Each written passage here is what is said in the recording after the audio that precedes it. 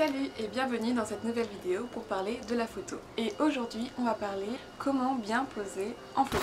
Petit point numéro 1, avant de savoir bien poser, il faut surtout connaître son corps et son visage. Quel profil nous met le plus en valeur, ainsi que les poses qui mettent en valeur notre corps. Pour réussir à savoir tout cela, et ben, il n'y a qu'une seule solution, c'est de se confronter à soi-même et de faire narcisse.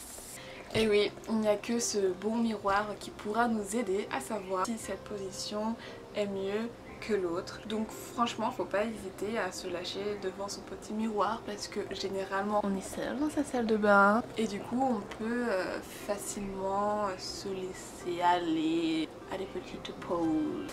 Et même si tout le monde le nie, on sait tous qu'on pose dans la salle de bain devant le miroir. Connaître son corps, c'est se connaître aussi soi-même et c'est se mettre en confiance. Et c'est en connaissant son corps, son visage, comment le mettre en valeur, qu'on pourra plus facilement poser. Et puis, ça ne sert à rien de complexer, d'avoir peur. On est tous magnifiques et les gens qui sont méchants, et ben il faut leur vomir dessus dans la bouche. Mon deuxième conseil pour pouvoir bien poser, c'est se tenir droit. Ouais, actuellement là je suis en train de me tenir super mal.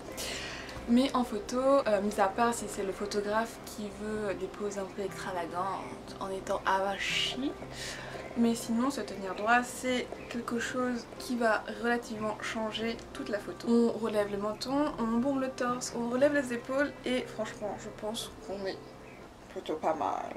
Le fait de relever toutes ces petites choses va en fait mettre en valeur votre visage en relevant le menton et ça fera de montrer une image de vous qui a confiance en lui. Et je sais que tu as confiance en toi et il faut que tu aies confiance en toi et je veux que tu aies confiance en toi. Je voulais aussi m'excuser de ce petit son d'aspirateur qui vient de chez mon voisin qui était en train d'aspirer je ne sais pas quoi et que du coup sur le moment j'avais pas capté et sur le moment je me disais pas que ça allait vraiment bien s'entendre dans la vidéo. Voilà, sorry. Pour ce deuxième conseil, il faut se tenir droit et sachez que c'est très difficile parce qu'on est tous des feignants, que c'est compliqué de se tenir droit. Donc on va très rapidement s'affaisser et il faut faire extrêmement attention à ça durant les photos, selon le style de photo que tu veux faire. Le troisième petit point que je peux conseiller, c'est être délicat dans ses gestes. À la fois pour les garçons que pour les filles, entre parenthèses, sauf si le photographe ou si la personne voulait faire quelque chose vraiment comme ça là. Sinon si tu veux faire de jolies photos qui met en valeur au visage, tes avant-bras, tes mains, et bien il faut être délicat et tout en poésie, en délicatesse. Il faut avant tout montrer aussi cette partie. Attention à ne pas casser le poignet parce que c'est pas très joli. Ni montrer cette partie de la main. Et du coup, si on retient tout ça, on peut commencer à faire des gestes tout simples. Au lieu de faire comme ça, au lieu de comme ça, au lieu de comme ça, et tout de suite, ça donne autre chose. Mon quatrième petit conseil pour bien poser, c'est de jouer avec les courbes et les angles, surtout quand on fait du plein pied en fait. Donc plein pied c'est quand on prend une photo de la tête jusqu'au pied. Du coup on fait des courbes avec son dos. Je vous montre en photo comment ça rend. Tu fais des angles avec tes bras, tes jambes, en fait on va jouer avec ça, c'est ça qui va rendre les photos belles. C'est pour ça qu'on trouve les photos sur Instagram de cette fameuse pose super jolie, parce qu'il y a un angle au niveau des jambes et en même temps le dos est courbé et du coup ça te donne vraiment un mouvement de la photo et ça met en valeur tout le corps. Petite pensée à ma petite Martine qui m'a servi de modèle pour expliquer pourquoi cette pose ultra connue sur Instagram est super belle. Mon cinquième et dernier point va s'intituler en deux parties. Ça va être prendre de la place et se lâcher. Je me suis dit on va condenser ça parce que comme ça fera 5 parties, pas 6. Pour prendre de la place, il faut oser prendre la place en fait. Tu lèves les bras, tu te laisses aller, les jambes, franchement tu t'en fous, tu t'en bats les couilles.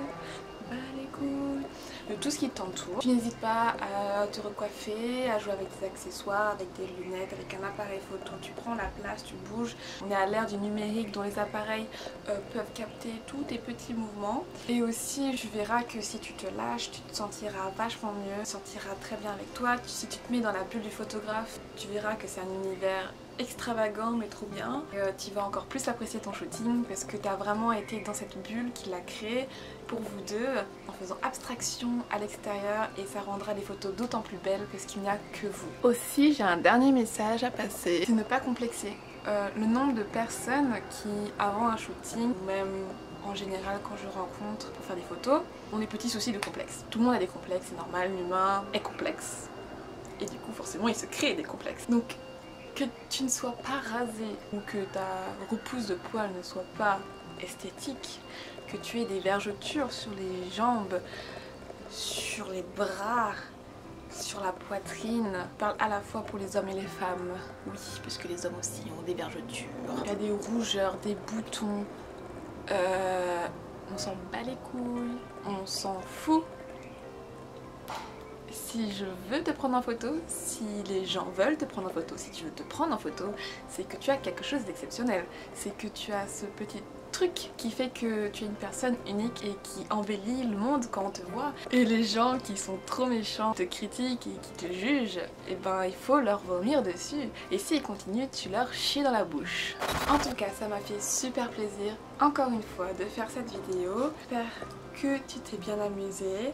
Moi, ça m'a toujours fait autant plaisir de partager mon petit savoir avec vous. Et je te dis à très bientôt pour de nouvelles aventures.